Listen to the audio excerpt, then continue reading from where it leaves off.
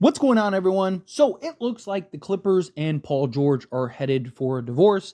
Paul George's time with the Los Angeles Clippers appears to be coming to an end. The Clippers are still not interested in giving Paul George a max contract, which is odd because they even gave Kawhi, and Kawhi's kind of been the problem, not really Paul George.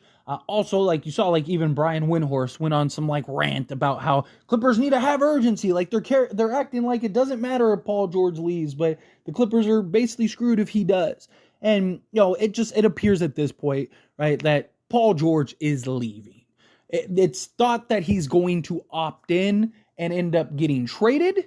That's more likely than not going to be the case, more likely than not going to be the scenario, right? I mean, while you're watching this video, it might have already happened at this point. And it is looking more and more likely that the Golden State Warriors are going to be the team that ends up trading for Paul George. Look, Paul George on the Warriors makes a ton of sense, right? Like he can be basically an upgraded version of what Andrew Wiggins was in their 2022 championship run. Like I think he'd be massive for them, especially because it looks like Golden State Warriors are more likely than not going to lose Klay. And apparently the Warriors are all in on trying to acquire Paul George. Like they are doing everything in their power to acquire Paul George. And that so much so that they're basically have put Klay Thompson on the back burner. They're not really prioritizing trying to sign Klay as much as they are going after and getting Paul George. Now, also on the Clippers side of things, supposedly the Clippers are interested in bringing Chris Paul back. Russell Westbrook appears to be on his way out too, that he wants to go find an opportunity that'll give him more playing time and more opportunity to be on the basketball court. And so the kind of thought process is that it would essentially be a package centered around Chris Paul. You probably are throwing in like a Moses Moody or something, right? And you're shipping that out to go and land a Paul George. There will probably be other pieces, right? Maybe a Kevon Looney is thrown in there because you're going to have to, get to the salaries, right? You're going to have to end up getting to exceed Paul George's salary, and he's making like $48.8 million. So it's definitely going to be a journey. And then at that point, ideally in a perfect world, you're looking at something like Steph, Paul George, Jonathan Kuminga, Draymond Green, and then you got to get a center, right? Whoever that is, even if it's just like an Andre Drummond, right? If you're the Warriors, can you just go and land a Drummond? Like that would be perfect for you. You just need somebody that can basically, just rebound, be a lob threat, and play alongside Draymond, Steph, Paul George, and Jonathan Kuminga. I mean, obviously, you'd like a little more floor spacing. They could always just go the small ball route and have like Draymond Green at the 5. You could have Kuminga at the 4, Paul George at the 3, and then go with like a pod at the 2 alongside Steph. It's always another option as well. But I think that the Warriors, they need to get a bigger center just for, the other matchups, right? Like the Denver matchup, right? Like the what are you going to do against like Minnesota type matchup? But I think Paul George makes a world of sense for the Warriors. And depending on what they give up and how they structure this, which they would be in a position of leverage to an extent, because again, it would be an opt-in and trade. Paul George is only going to do that if he can go where he wants. And he has the threat of just going to the Sixers, right? He could easily say like, hey, if you don't work this out, I'll just leave you with nothing. Would you rather Chris Paul and his expiring contract, maybe you could go make a trade and, maybe you get a Moses Moody or whatever added to it? Or do you want me to you get nothing and I'll just take my talents to the East and go play with the Sixers? But supposedly Paul George really wants to stay out West. He really doesn't want to go out East. And there was also the talks, right? Like Paul George even said on his podcast that like, basically hinting at the Daryl Morey and James Harden situation. He was basically, I'm paraphrasing, something along the lines of like, players talk. And, when you hear things like, hey, just, make whatever decision that you make, but I wouldn't go there, and just like, just be careful, watch out type thing, usually is is a sign that like, hey, and then that literally the next day, all you heard was, oh, yeah, Paul George and the Sixers are out. Like the Sixers aren't interested in Paul George anymore. I don't think that was a coincidence, but nonetheless, right? Like adding the pair of Steph and Paul George, I think would be great, right? And this gives Steph a real like co-star, right? Which has been the big problem. Steph has been so heavily reliant, right, that the Warriors haven't had that other guy in like, since that championship run, right? Because that championship run, Klay was great, Andrew Wiggins was fantastic, right?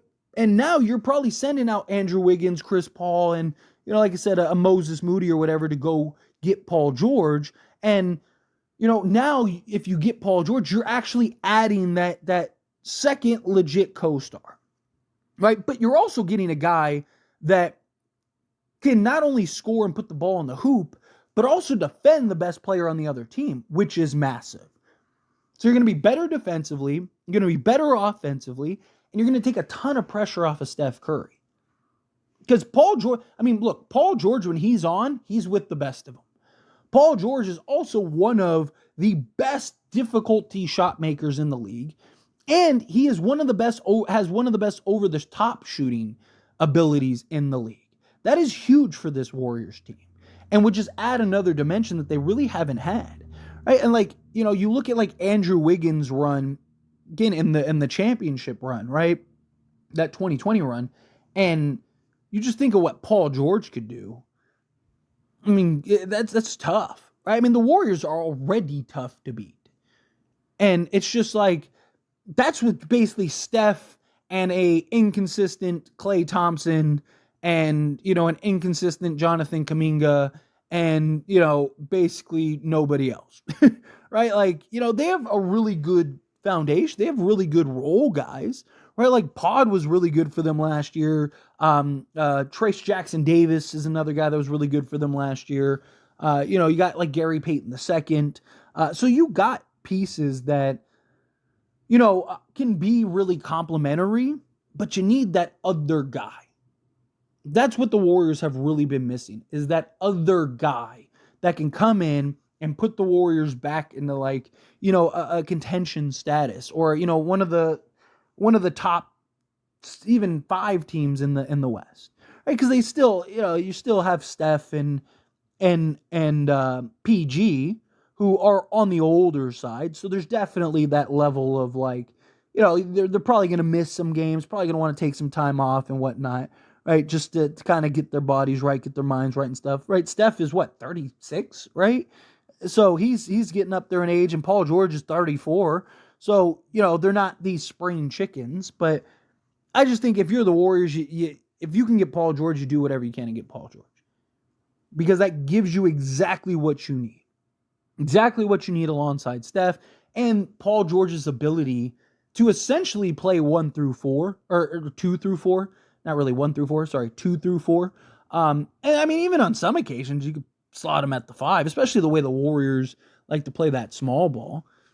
Right? I mean, Paul George has got excellent size and length. I mean, he's 6'8", 6'9", right? So he's got good size, good length, good versatility, right? And on top of that, it's like what his wingspan is pretty solid too.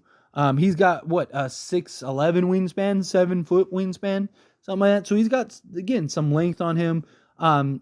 But just, it's more so to just finally get a guy to take pressure off of Steph Curry. I just think would go such a long way and just put the Warriors in just such great shape to finally like, all right, here we go. Let's start rounding out this roster in a way that we can get back to contending. And now you have, Steph. I mean, with Paul George and Draymond Green, you're going to have a very good defensive team, right? Because Draymond Green still got it on the defensive side. And then Paul George and his ability to defend the best player on the other team. I mean, that in and of itself should, I mean, again, the Warriors will be better defensively, they'll be better offensively, and they'll be a lot more consistent. Yes, Paul George does have his, ailments at times, right? He can kind of disappear at times. Even in the playoffs, right? He can kind of disappear at times. But you're going to have that game or two, and probably every playoff round, where he just goes off and wins the game by himself, essentially. And it just gives you another guy to close down the stretch, another guy to hit big shots down the stretch. It's, I think this would be huge for the Warriors. But anyway, as always, this is a discussion. I pass the question on you. Let me know your thoughts and opinions down in the comments below. What do you think? How do you feel? What are your thoughts? Do you too think go get Paul George? If you're the Warriors, that's huge for you. Do you think, no, stay away from Paul George? Go get somebody else? Do you not want to see that happen regardless? Whether you hate the Warriors or the Clippers, whatever. What do you want to see the Clippers get in return? However you feel, whatever your thoughts are, I'd love to hear it. So let me know down in the comments below. That being said, if you haven't liked this video, hit that like button. Helps me a lot. Helps me enjoy these types of videos, and I truly appreciate it. Not subscribe to the channel. Hit that subscribe button. Turn on the bell notifications. Appreciate y'all. See you in the next one.